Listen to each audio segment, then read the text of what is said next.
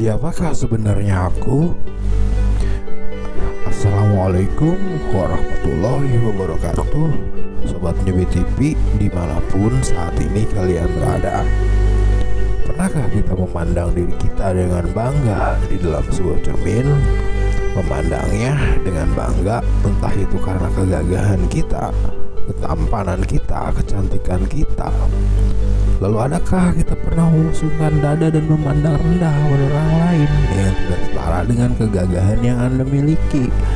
Sembari terus mengatakan, inilah aku yang terhebat, aku yang terbaik, aku dan aku, begitu seterusnya dan seterusnya.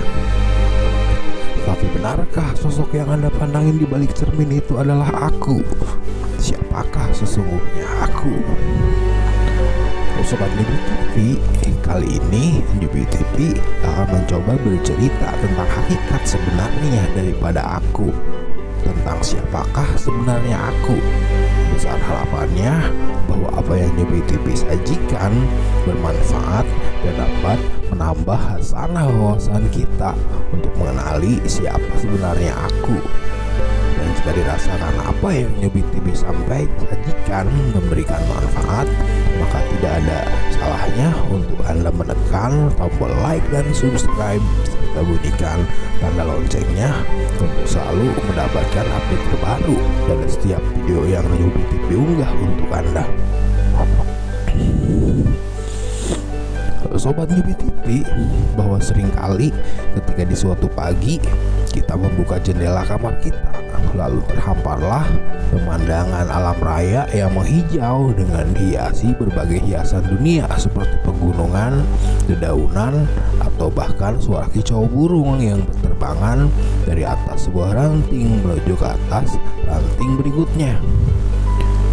Lalu kita kemudian menganggap bahwa kita sedang menyaksikan sebuah pertunjukan keajaiban alam yang memberikan ketentraman sembari menikmati secangkir kopi yang hangat, duduk di atas sebuah kursi dari rotan menghadap ke arah sebuah gunung yang menjulang ke atas langit. Tetapi benarkah sesungguhnya kita yang sedang melihat? Benarkah mata kita yang melihat segala keindahan itu? Benarkah telinga kita yang mendengar semua keriuhan itu? Atau benarkah lidah kita yang sedang menikmati secangkir kopi yang hangat itu? Kita kemudian mengakui semua ciri-ciri individu dunia ini dialami melalui organ-organ penginderaan yang kita miliki. Lalu informasi yang sampai kepada kita melalui organ-organ ini dikonversikan menjadi sinyal-sinyal listrik, dan bagian-bagian dari otak kita menganalisis dan memproses sinyal-sinyal tersebut. Setelah proses interpretasi ini berlangsung di dalam otak kita, maka kita akan merasakan seolah menyaksikan pemandangan indah yang menakjubkan itu, mendengar riuh suara burung, serta merasakan kenikmatan secangkir kopi yang hangat itu. Pada titik ini, kita menjumpai sebuah fakta yang lain, bahwa tidak ada warna, suara, rasa, atau gambar di dalam otak kita. Apa yang ditemukan di dalam otak kita hanyalah sinyal-sinyal listrik. Sehingga atas dasar itu, bukan mata kita sebenarnya yang melihat, bukan telinga kita yang mendengar, atau bahkan bukan lidah kita yang merasakan, melainkan jutaan sel dari semuanya yang bertanggung jawab mengirimkan pesan kepada otak untuk membuat Anda seolah-olah melihat, mendengar, dan merasakan. Lalu menjadi menarik kemudian jika diingat bahwa tidak terdapat apapun di dalam otak kita selain hanyalah sebuah kegelapan. Lalu bagaimana otak kita yang berisi kegelapan itu dapat menangkap citra-citra cahaya yang terang yang dikirimkan oleh saraf-saraf dari indera kita? Sobat Newbie TV, sains kemudian menyebutkan ketika indera kita bertanggung jawab mengirimkan pesan dengan sinyal-sinyal listrik melewati berjuta syaraf indera kita, sebenarnya tidak ada citra warna, gambar, dan cahaya yang terbentuk di luar dari otak kita. Semua citra warna, gambar, suara, justru terbentuk di dalam otak kita. Adanya buta warna adalah sebuah bukti bahwa citra warna itu terbentuk di dalam otak kita karena kesalahan saraf dari indera penglihatan kita, sehingga kita kemudian tidak bisa membedakan warna. Sehingga atas dasar itu, sejatinya Anda tidak pernah pergi kemana-mana. Anda sepanjang usia hanyalah diam terperangkap di dalam kegelapan di dalam otak Anda dan menerima berbagai pesan yang dikirimkan oleh jutaan syaraf dari indera Anda.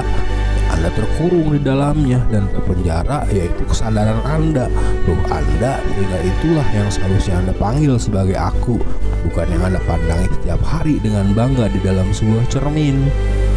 Lalu adakah yang Anda pandangi di dalam cermin itu adalah yang berhak mendapatkan gelar sebagai aku? Sobat Nyibi TV, di dalam kasus Anda sedang mengalami sebuah mimpi, Anda akan merasakan kesadaran yang terperangkap di dalam ruang gelap dari otak Anda seolah pergi ke sebuah tempat yang lain, yaitu tidak berada di dalam jasad Anda yang sedang terbaring di balik hangatnya sebuah selimut. Di dalam impian Anda itu, Anda akan mengalami sebuah petualangan hebat, bertarung dengan ratusan pasukan dalam sebuah pertempuran, atau bahkan terbang ke sana kemari dengan riang gembira. Dan Anda merasakan itu seolah Anda sedang mengalami sebuah kenyataan. Sampai saat Anda dibangunkan dari mimpi tersebut, Anda kemudian menyadari bahwa Anda tidaklah pergi kemanapun. Anda akan duduk dan merenungi petualangan hebat yang barusan Anda alami di dalam mimpi tersebut dan mengenangnya sembari tersenyum, selayaknya Anda tidak pernah mengetahui kemana Anda pergi ketika Anda tertidur. Atau bagaimana ketika Anda mengalami takdir Anda untuk menemui kematian, maka Anda akan menyaksikan jasad Anda yang Anda bangga-banggakan selama ini terbujur kaku dan akan dibenamkan dalam hening dan dinginnya kedalaman tanah, sehingga jasad Anda akan habis. Lalu kemana perginya Anda? Kemana perginya kesadaran Anda yang selama ini terpenjara di dalam kegelapan otak dan sesekali dapat mengembara merasakan berbagai petualangan hebat dalam mimpi Anda tersebut? Apakah dia ikut mati? Apakah dia kemudian musnah? Sobat Nyibi TV, agama kemudian mengajarkan kepada kita tentang hakikat dari ruh yang selayaknya bukan merupakan bagian dari jasad. Jasad hanyalah tempat sementara untuk menitipkan ruh di dalamnya untuk merasakan berbagai petualangan hebat dunia, selayaknya Anda mengalami petualangan hebat di dalam mimpi-mimpi Anda tersebut. Untuk menjalani berbagai ujian dari dunia sebagaimana dikehendaki oleh Dia Sang Maha Pencipta, Sang Raja Manusia, untuk beribadah kepadanya. Allah Subhanahu wa Ta'ala kemudian berfirman dalam surat Al-A'raf ayat 172, dan ingatlah ketika Tuhanmu mengeluarkan keturunan anak-anak Adam dari sulbi mereka, dan Allah mengambil kesaksian terhadap jiwa mereka. Allah berfirman, bukankah aku ini Tuhanmu? Mereka menjawab, benar, Engkau Tuhan kami.